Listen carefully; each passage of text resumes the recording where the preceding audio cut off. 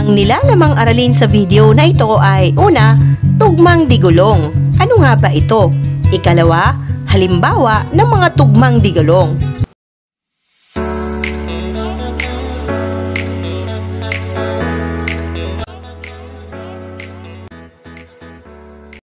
Ang tugmang digulong ay maikling tulang nakasulat sa mga pampublikong sasakyan at palaya ang publikong basahin ito. Kawili-wili at katawa-tawa ang nilalaman nito sa dahilang ito ay naglalarawan ng pang-araw-araw na buhay at damdamin ng mga driver. Gayon din ng mga pasahero. Nagpapakita ito ng karanasan ng mga driver sa pakikipag-ugnayan nila sa kanilang mga pasahero, malungkot man ito o masaya. Masasalamin sa tugmang digulong ang uri ng mga pasaherong sumasakay, lalo na sa mga jeep. Payak ang mga salitang ginagamit dito. Ipinakikita rin ng tulang ito ang pagpapahalaga ng driver sa kanyang trabaho na sa kabila ng hirap na kanyang dinaranas ay positibo pa rin ang kanyang pananaw sa buhay. Di alintana ang panganib na kanyang sinusuong sa araw-araw. Namayani ang mga tugmang digulong noong dekada 70, partikular na sa Kalakhang, Maynila, na may layong magbigay ng paalala sa mga ilang sitwasyon na ang tunguhin ay ang aral na dapat matutuhan ng mga driver at pasahero. Narito ang ilang halimbawa ng tugmang digulong. Una, ang di magbayad mula sa kanyang pinanggalingan ay di makabababa sa paroroonan. Ang halimbawang ito ay paalala sa mga pasahero na hindi nagbabayad ng kanilang pamasahe o nakalimot mag-abot ng bayad.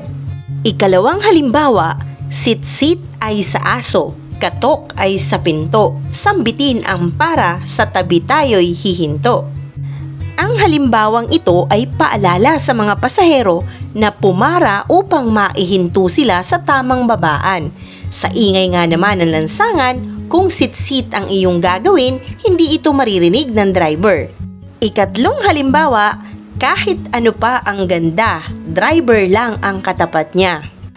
Marahil ito'y tumutukoy sa mga pasahero na umibig sa driver. Ikaapat na halimbawa, huwag dumikwatro sapagkat jeep ko'y di mo kwarto.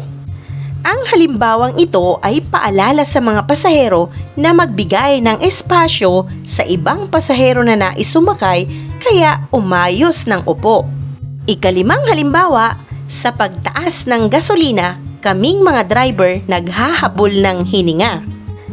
Ang tugmang digulong na ito ay nagpapahiwatig ng pag-aray ng mga driver sa taas ng gasolina, ngunit hindi itinaas ang pasahe. Kung mas mahal nga naman ang gas, kulang ang kanilang magiging kita.